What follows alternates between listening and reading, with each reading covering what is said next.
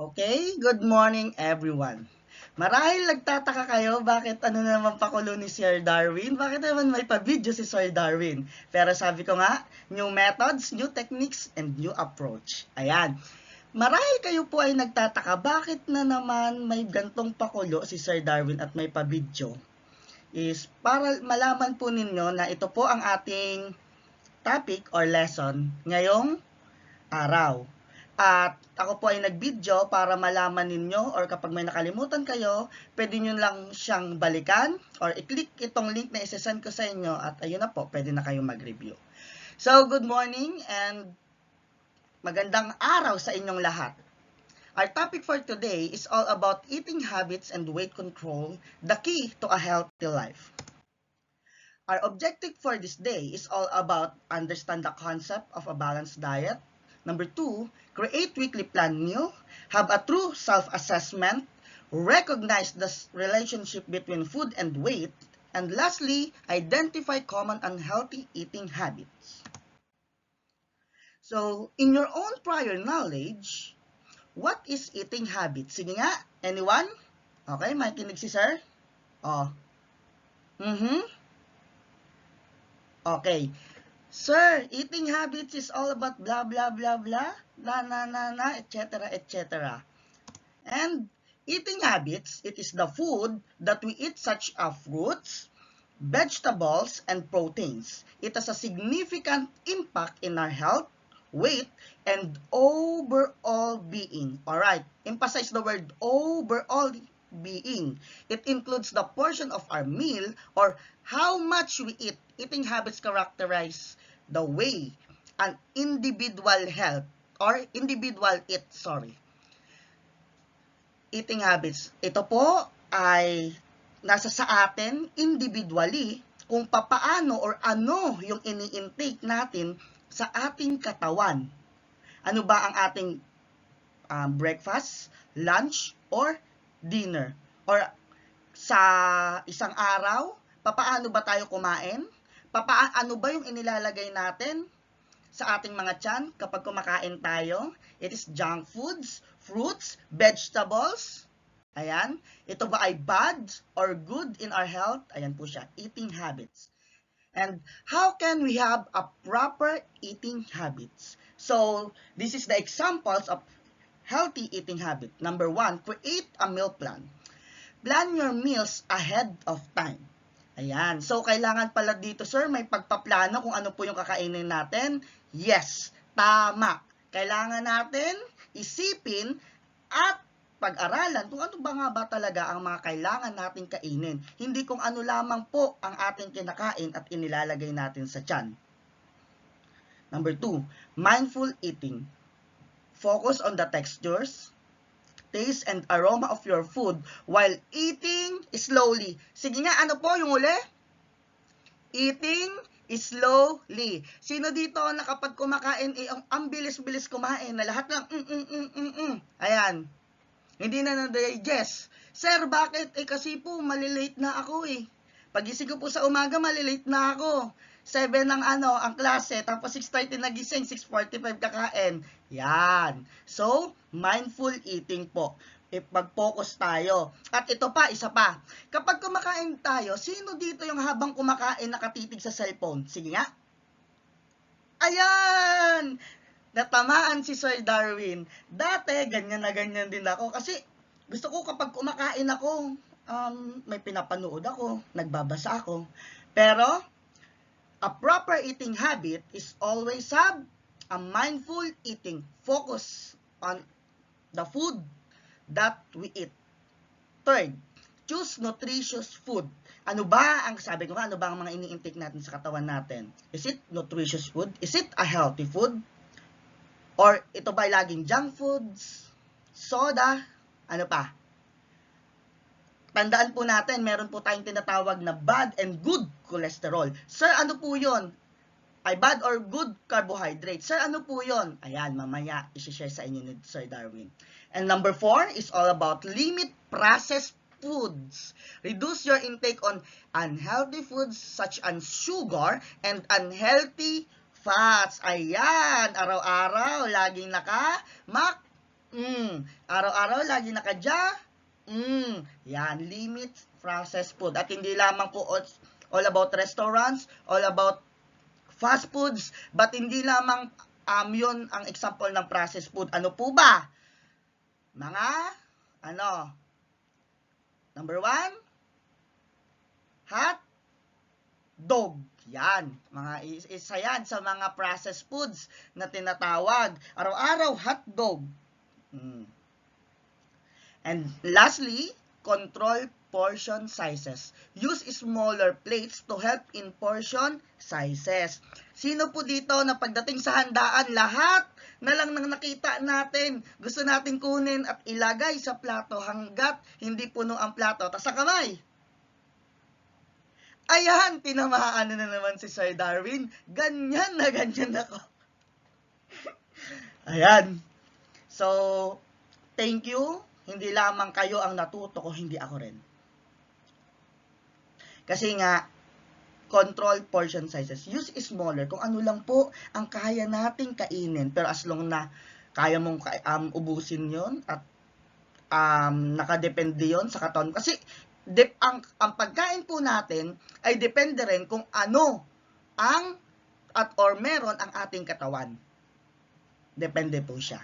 Sir, papaano? Kapag nag-gym tayo, nakadepende rin kung anong program natin.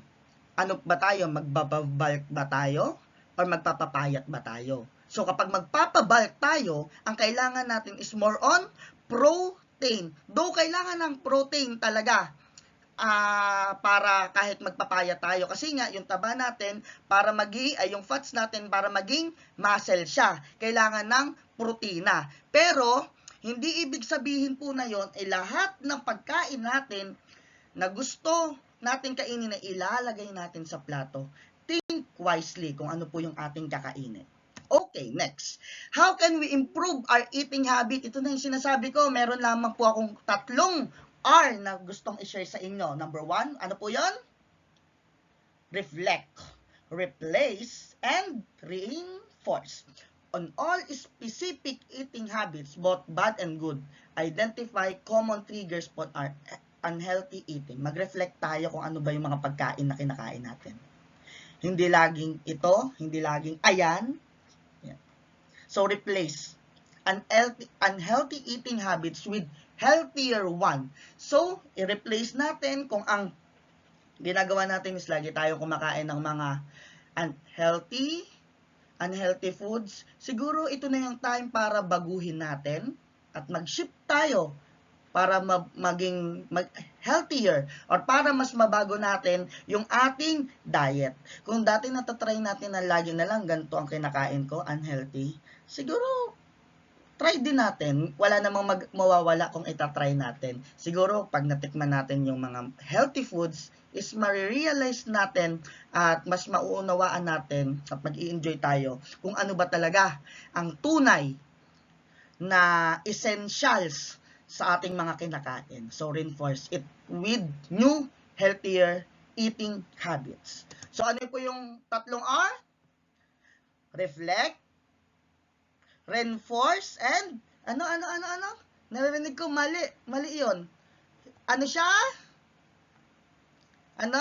Reflect, reinforce, and ayan, assignment yung isa. Sasabihin niyo yan sa akin sa klase. Ayan, weight control tayo. It is the process of achieving and maintaining the desired weight of an individual. The desired weight or the best weight is based on gender, height, and body frame.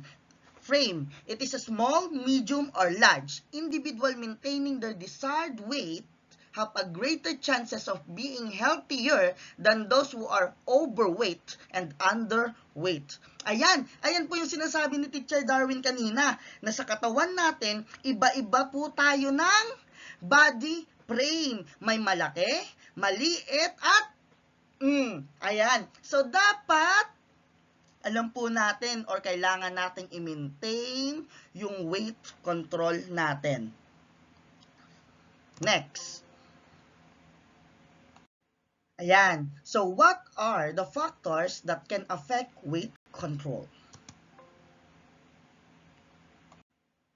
Number 1, genetic factors and hormone syndrome. So obesity can be related to hormones like leptin that depresses appetite and contributes to the feeling of hunger. Ayan po. So, may nakikita po ba kayong mga tao na bakit ang katawan niya ganto, bakit sobrang payat niya, bakit sobrang taba niya, bakit kahit itong taong to kahit anong ginagawa hindi na nataba?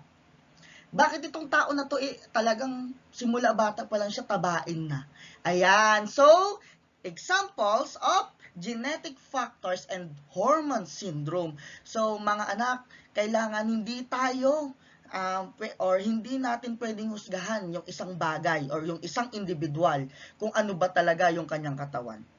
Siguro meron siyang pinagdadaanan at hindi natin alam kung ano yung mga pinagdadaanan niya or kung ano yung sitwasyon niya.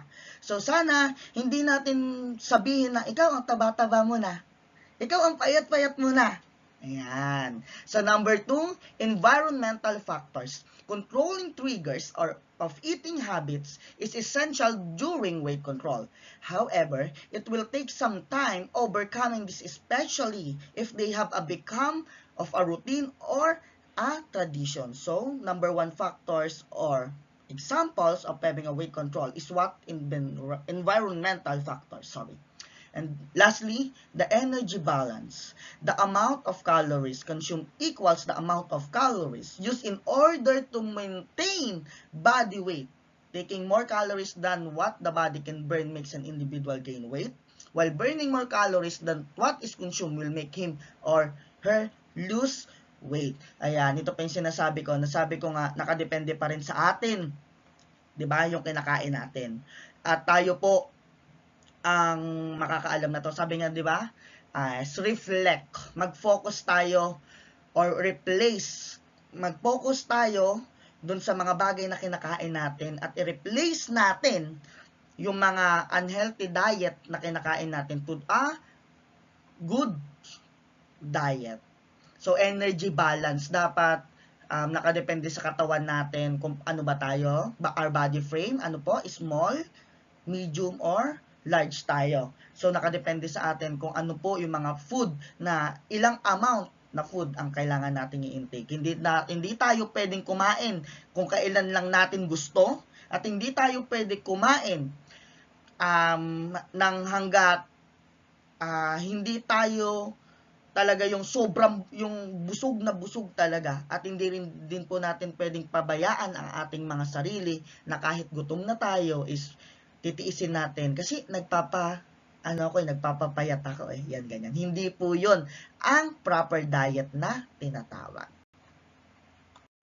Okay, let's go on the guidelines for nutritious diet. So here are the examples of nutritious diets. Number 1, eat food that are low in calories but has essential body nutrients. Yan yung mga low calories na tinatawag.